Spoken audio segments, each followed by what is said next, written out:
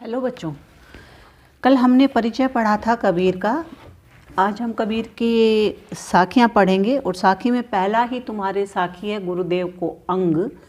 उन्होंने अंग यानी अध्याय है वो अपने साखियों में जोड़ा है और अलग अलग अध्याय है। गुरुदेव को अंग है और महिमा को अंग है और अलग अलग प्रेम को अंग है, मतलब अलग अलग अंग यानी अध्याय उन्होंने जोड़े हैं। तो पहला ही अध्याय हम पढ़ते हैं गुरुदेव को अंग का पहला पद। सतगुरु की महिमा अनंत, अनंत किया उपकार, लोचन अनंत उघाड़िया, अनंत दिखावण हार। तो यहाँ अनंत का मतलब अपार है, असीम जिसकी कोई सीमा न हो। उपकार का मतलब उपकार है। लोचन का मतलब दृष्टि, आँखें, चाहे भीतर की हो चाहे बाहर संसार देखने वाली आँखें। उघाड़िया खोल दिया, दिखावण हार दिखाने वाला। तो इसमें हम पढ़ेंगे, पहले कबीर हैं बतला रहे हैं कि सतगुरु ने यानी सच्चे गुरु ने मेरे ऊपर क्या उपकार किया। तो कवि कहता है कि सतगुरु की महिमा अपार, सतगुरु की महिमा अनंत। तो सतगुरु की जो महिमा है वो अपार है, अपरंपार है, असीम है, किसकी कोई सीमा नहीं है। क्यों नहीं है, उसका वर्णन कर पाना असंभव है। अनंत किया उपकार, उन्होंने मुझ पर अपार उपकार किए हैं। लोचन अनंत उघाड़िया, उन्होंने मेरी अज्ञान से बंद आँखों को खोल दिया है। तो मुझे ऐसा ज्ञान दिया है जिससे उस असीम प्रभु को देखा जा सकता है। यानी जिस आँखों से मैं संसार की माया मोह संसारिक दृष्टि में ही पड़ा रहा, तो उस गुरु का इतना अपार मुझ पर कृपा हुई या उपकार हुआ कि मैं अपने अंदर की आँखों से उस असीम ईश्वर को देख सका या देख पाया। अनंत दिखावण हार, क्योंकि प्रभु की पहचान कराने वाली दृष्टि मुझे गुरु ने ही दी है। ये उसका मुझ पर बड़ा उपकार है। अनुप्रास और यमक अलंकार है बच्चों। भाषा सद्दुकड़ी या मिश्रित भाषा है। अगला है सतगुरु बपुरा क्या करे, जे सही माही चूक, भावे त्यों प्रमोदिले, जूं बंसी बजाई फूंक। कहते भी हैं कि गुरु कैसे दे सकता है अगर शिष्य लेने में उतना गुरु की तरह लालायित नहीं है जितना गुरु लालायित होकर देता है। तो उसमें गुरु का फिर क्या दोष है अगर शिष्य नहीं ले पा रहा है। तो बपुरा मतलब बेचारा, जे मतलब यदि, शिष्य ही यानी शिष्य ही, माही यानी भीतर या अंदर या में, चूक खोट या कमी, भावे त्यों प्रमोदिले, प्रमोदि मतलब होता है अर्थ निकाल ले, बंसी बांसुरी, जूं जैसे, फूंक फूंकने से, हवा मारने से, हवा करने से।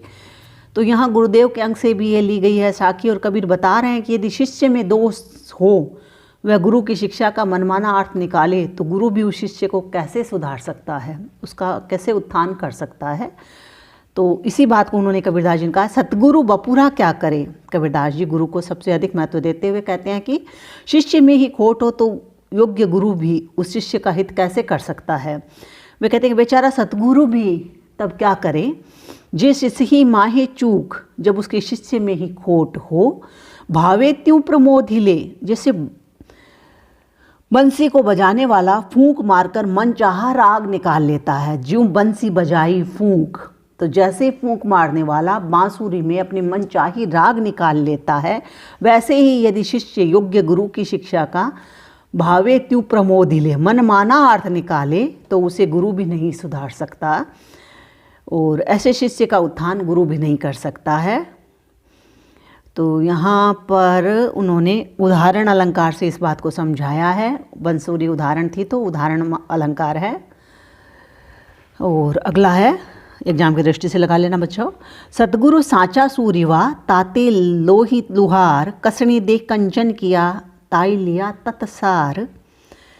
सतगुरु साचा सूरिवा, सूरिवा मतलब होता है शूरवीर, ताते तप्त गर्म, लोही लोहे को, कसनी कसोटी पर, जिस पर सोने की परख की जाती है कसोटी पर, कंचन खरा सोना, ताही लिया सुरक्षित रखा, तत्सार सार तत्व।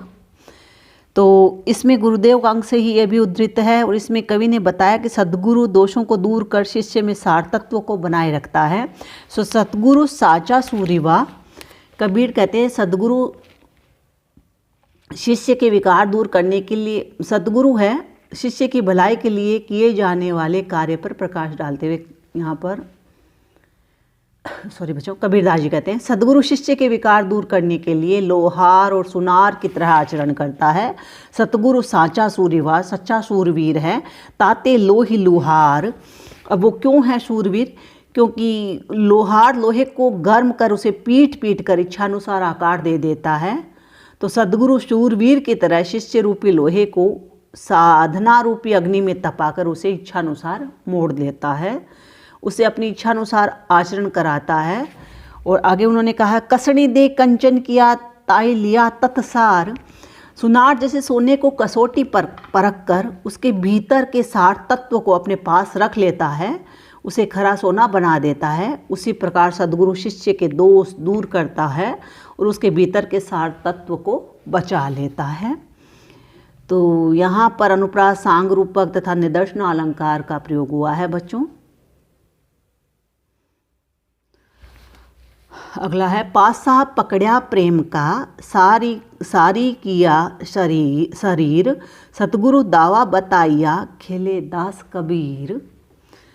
पासा मतलब होता है चौसर के खेल खेलने के लिए जो हाथी के दांत के बने होते हैं, जिसको कह लीजिएगा पासे, यानी खेलने की गोटियाँ। और सारी चौसर का कपड़ा जिसे बिसात भी कहते हैं। अब यहाँ पर है गुरुदेव के अंग से ही लिया गया है। और त्रिकुटी पर साधना रूपी चौसर बिछाई गई है। त्रिकुटी होता है जो हमारी दोनों आँखों और भौं के मध्य का भाग त्रिकुटी कहलाता है। तो वहाँ पर वो कहते हैं त्रिकुटी में पर है मैंने साधना रूपी चौसर बिछाई है।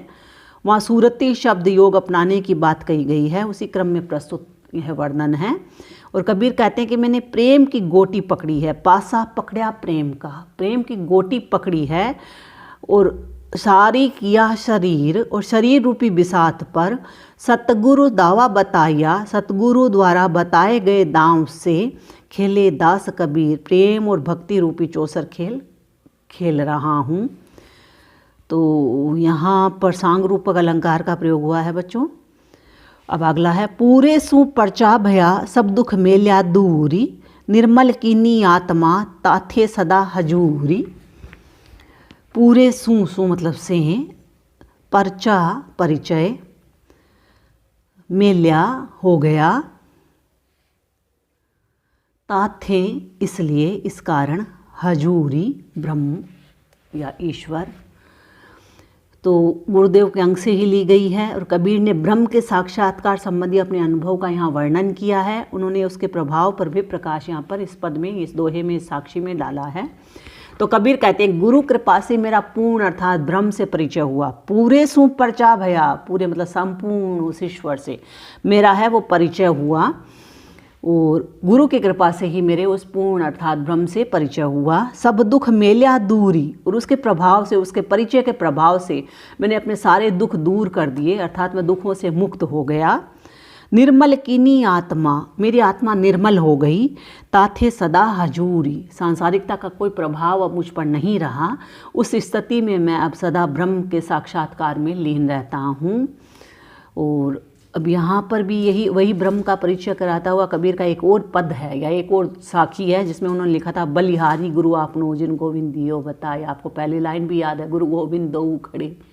तो यहाँ पर इसकी तुलना भी की जा सकती है।